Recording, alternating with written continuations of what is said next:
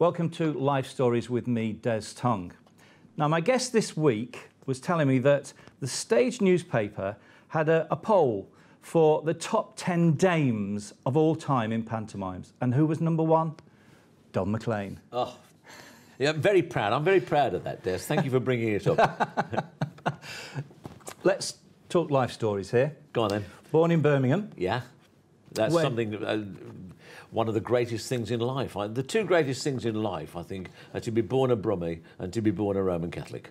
And I qualify on both of those. And you went to school at Balsall Heath, was it? Yeah, I lived in Sparkbrook, where I actually lived, Umbersley Road, and the bottom half of Umbersley Road was Sparkbrook. But I went to Clifton Road School in Balsall Heath until I was 11. And then, when you left school, you worked for the Inland Revenue. Oh. I did. I left grammar school at the age of 16 with 7 O-levels, 1 A-level, 2 spirit levels and a girl's bike, and launched myself on the unsuspecting British public, training to be a tax inspector. I don't know why, you know, if you'd got more than 5 O-levels, the thing to do was sort of to go into the civil service in those days. I'm talking about 1960 it was. Yeah. And so off I went, and I hated it. I really, really hated it. I mean, it was like, I suppose, when I left school, a bank was a job for life, you know, yeah. That was what you aimed for, wasn't it? Yeah, and I suppose a bank was probably as boring as being a civil servant. Yeah, definitely. And people say, oh, civil servants, they just sit around drinking tea all day. No, they don't. I mean, the workload we had was ridiculous, and you were always behind with your work because they were piling so much onto you, you know. So what got you into the comedy then? Where did that come from? Well, I always performed. My mother was a very fine amateur pianist.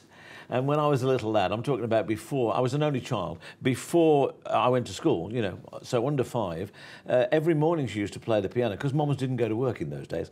She used to play the piano, and she taught me to sing. And when we went to places, you know, when we went on holiday, they'd always say, can anybody play the piano? And Mum would get up, and I'd stand beside her at the piano and sing, and we'd both have free drinks all night, you know, which was great. And by the time, when I went to school, when I was 5, I'd got a repertoire of about 30 songs. So the teachers thought, hang on, we've got a kid here. I'm not saying I could sing well, but could sing in tune. Yeah. And then the first Christmas I was at school, Gene Autry brought out Rudolph the Red-Nosed Reindeer on record. My mother taught me the song, so that Christmas I was taken around from classroom to classroom to sing Rudolph the Red-Nosed Reindeer to all the kids, you know. So I was in show business.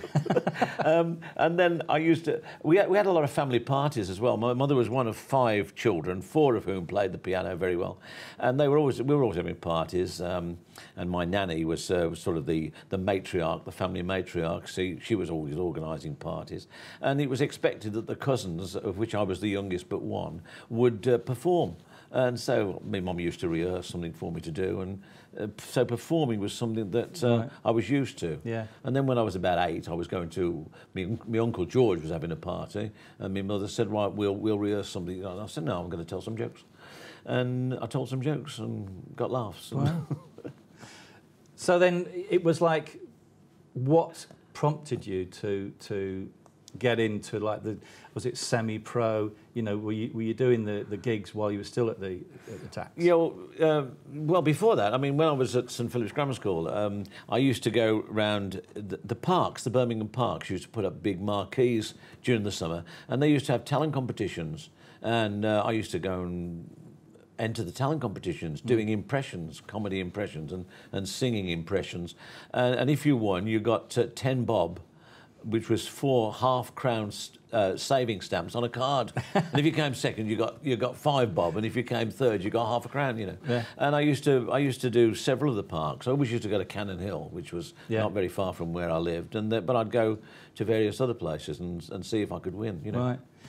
Now, so your first big break then, holiday camps. Yeah, yeah. Well, I left the Inland Revenue and literally ran away to holiday camps. Other people run away to sea. I ran away to holiday camps. And I got a job working for Warner's on the Isle of Sheppey on the entertainment staff. And that really gave me a taste, because I was there for sort of 18, 19 weeks, something like that. And I was entertaining all the while, and very easy, because the audiences get to know you. And they, instead of being sort of a performer, it's almost as though you're everybody's favourite nephew, you know what I mean? So they're going to encourage you, they're going to laugh at you, whether you're good or bad.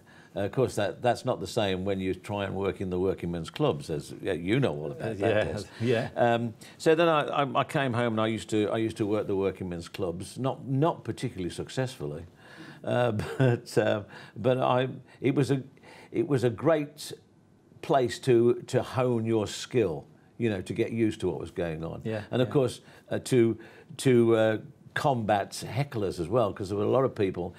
It's not as bad as nowadays in the comedy clubs, where people go specifically and become known as professional hecklers almost. But there were people who would heckle you, and you had to try and put them down, you know. So it must be good to then all of a sudden be picked up by Billy Cotton. Yeah, that really was good. I did a couple of summer seasons, and after one summer season in a place called Felixstowe, so it wasn't a big summer season, I got some very nice write-ups in newspapers, and a man by the name of Maurice Azer, who was a well-known London agent, just came down to see me and said that he would sign me. And he was Roy Hudd's agent. Right. He had people like Roy Hudd, Anita Harris, and Billy Dainter. They were his top names. And then he signed me. And within a very short time, he got me to do various things in London, one nights in London, and he got television people to come along and see me. And the producer of the Billy Cotton Band Show came along, and he picked me up and put, this was 1967, and put me into the Billy Cotton Band Show, and it was live. I got 6 minutes to do live on Saturday night. Fantastic. With about 18 million viewers, you know.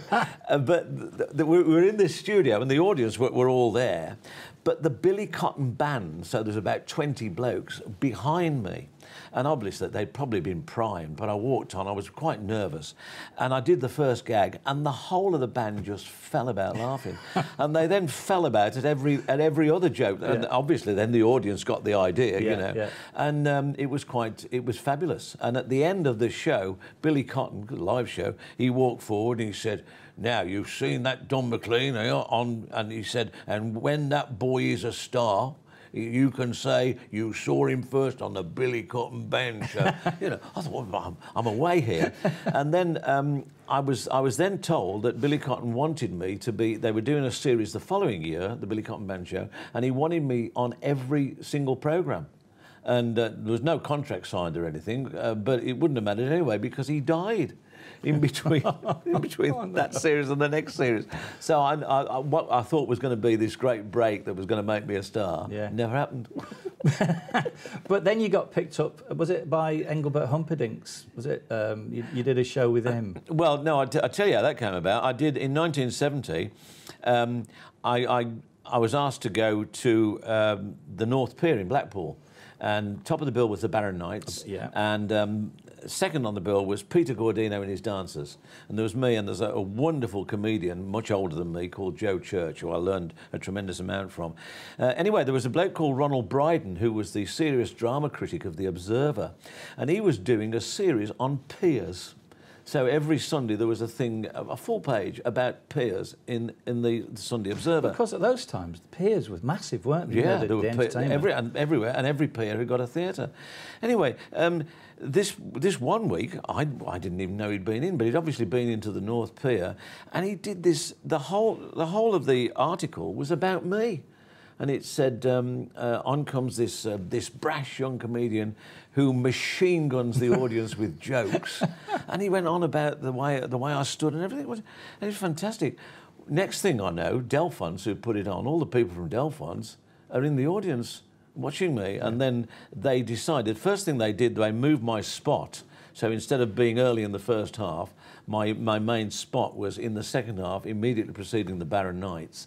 And then 2 weeks before the season ended, they took me out of the show on the North Pier and put me into the London Palladium with Engelbert Humperdinck. Right, yeah, I worked with Engelbert once.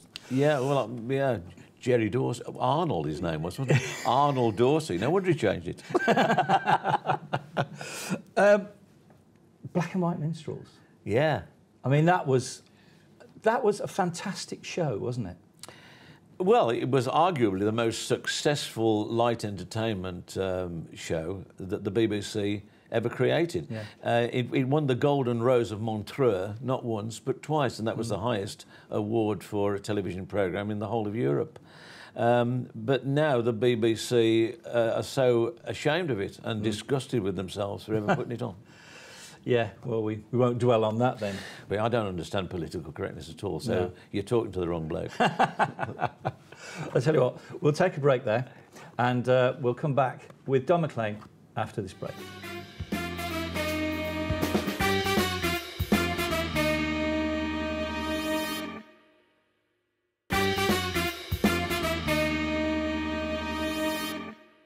Welcome back to Life Stories with me, Des Tong, and my guest, Don Maclean. Now, Crackerjack. Yeah. Oh, where do we even start with that? Well, what a programme. It started in 1955, when I was at school in 1955 when it started.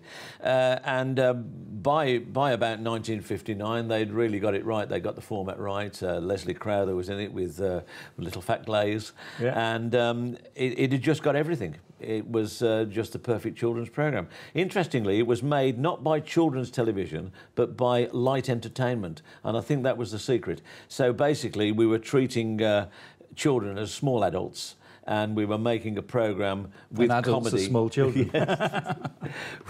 we were making a programme, and the humour hopefully was understood by children. It was what they wanted to laugh at, but we never worked down to them. But I mean, it was a huge programme, wasn't it? Yeah, we got 8.5 million viewers on a Friday night. The miners' strike happened while I was doing Crackerjack, and you may remember that we had the 4-day week. Nobody worked on a Friday, and there was a wonderful thing in one of the national newspapers, a wonderful article, and it said the only good thing about the 4-day week is that now everybody's at home to watch Maclean and Gray's on Crackerjack. I kept that right up for years. I was ever so proud of that. You went into the religious Sunday morning show, didn't you? Oh, that was much later. That was 1990. I mean, my era was the 70s. I was on television all the while in the 70s and maybe the early 80s, and then it sort of waned. And I don't worry about that. I mean, everybody has their turn. I had my turn, then it's somebody else's turn, you know, and I accept that. But in 1990, quite out of the blue, the BBC Radio 2 were looking for somebody to take over a programme called Good Morning Sunday that had always been presented by a minister of religion in the past.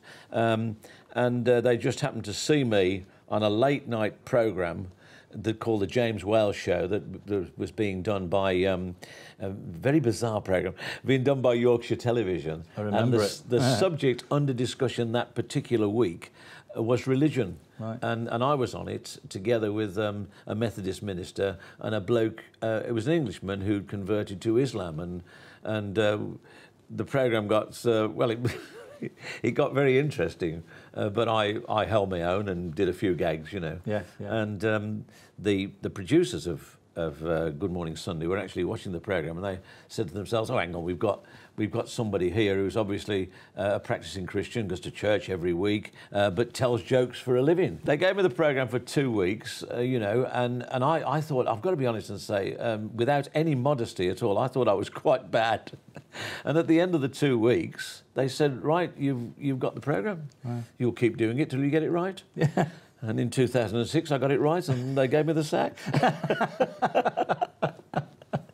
But I did it for over 15 years, and I loved it. I absolutely, because I mean, you obviously enjoy interviewing, and that was the highlight of my life. I interviewed so many people who, you know, people who. I mean, as I say, I kissed every one of the Beverly Sisters. I held Jonathan Edwards' gold medal, and I was clutched to Dolly Parton's bosom. Oh my goodness! It's got to be the best job on radio. I worked with the Beverly Sisters once. Oh, they were never to wonderful. be forgotten. Oh, wonderful. 6 Royal Variety shows. Yeah, but they were Royal Variety shows, but not one of them at the London Palladium. So right. you know, so Did don't get too excited.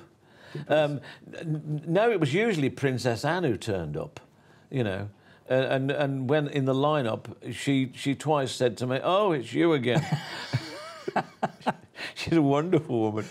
Yeah, yeah. And you got a silver heart, didn't you? For yeah, that was wonderful. That was that was when I'd done 30 years in show business, and they really made a fuss of me. We did it at the NEC in Birmingham, one of the hotels in there, and they'd got several hundred people, and then there were lots of my fellow comedians like Malcolm Stent, like Jasper Carrott, who came along and did a sort of a roast on me, and Helen Shapiro turned up as well. You know, so that was quite an honour. That was. But you did get the MBE. Yeah, that was 2001 in the 2001 honours list, and it was given to me for services to religion and interfaith relations, which was nice. And not for comedian. No, it was obviously for the programme, you know, for Good Morning Sunday, which was we were getting 2.5 million listeners on a Sunday morning. We were doing really well. It was really well thought of. BBC, I was known in the BBC as Dangerous Don. Because they never knew what I was going to say next. But that was why people listened. Yeah. And talking about people listening, Her Majesty shook hands with me, and she looked at me, she said, "I was listening to your programme on Sunday." And she must have been, because, I mean, the Queen wouldn't tell a lie, would she? You know? No, fantastic. And then you got the papal knighthood as well. Yeah, well, that is the thing that I am most proud of in my entire life. That was 2012. And it was Pope Benedict who I suddenly got a telephone call from Bernard Longley, the Archbishop of Birmingham, who said, "I'm delighted to tell you," he said, "that His Holiness has decided that you are to be made a Knight of St Sylvester." Wow. It came quite out of the blue, although, funnily enough, I knew I was being investigated. Because you get investigated, but and people were, like my daughter and various other people that I knew, had been asked to find out certain things about me without me knowing. You know, like This Is Your Life. I suppose so, yeah. Although they're very clever on This Is Your Life. They don't let anything go, do they? I thought maybe it was there's a thing called a Benemerente, which literally means well done, and it's a medal that the Pope or the Vatican give out to certain people, but obviously not nearly so grand as a papal knighthood. And I was delighted to have been made a Knight of St Sylvester, and I've got a uniform and a sword and a funny hat, and I have entitlements, like I can ride my horse into St Peter's Basilica in Rome. A bit like being a freeman of London, you can drive your sheep across the Tower Bridge. Yeah. I often think that if I did try and ride a horse, I'd obviously be shot by a Swiss Guard sniper, wouldn't I? You know.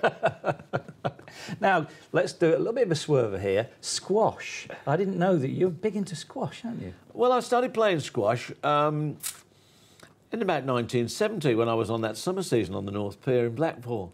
And I really got into it. It was I became what's known as a squunky, which is a squash junkie, right? You know, and I played sort of every day, and I used to train every day, and then they then had a showbiz squash team, and the members of the showbiz squash team were Tommy Steele, myself, Leonard Rossiter, you know, Rigsby, yes. James Hunt, the racing driver, right. And then William Franklin, who you may remember did the Schweppes advert, you know. Yeah. And we were the 5 players, and we were good enough to take on a team at a squash club, and all the money we raised was for the Malcolm Sargent Fund for Cancer in Children. So, and we went all over the country. Right. We had a fabulous time. Yeah. Used to play the games. I used to do like a comedy game. I just used to keep coming out the court and talking to the referee and the umpire and the audience, and you know, make people laugh. You mentioned Malcolm Stent before. Yeah. I know you're still involved with him as well, aren't you? Yeah, he's really my best mate, really, I suppose, and we've done a tremendous amount over the years together. Malcolm's a good writer, and he wrote "Go and Play Up Your Own End," in which he got me to do a part in it, and that was very successful. Then he wrote Go and Play Further, and I was in that as well. And then A League Apart, which was about Aston Villa and Birmingham City.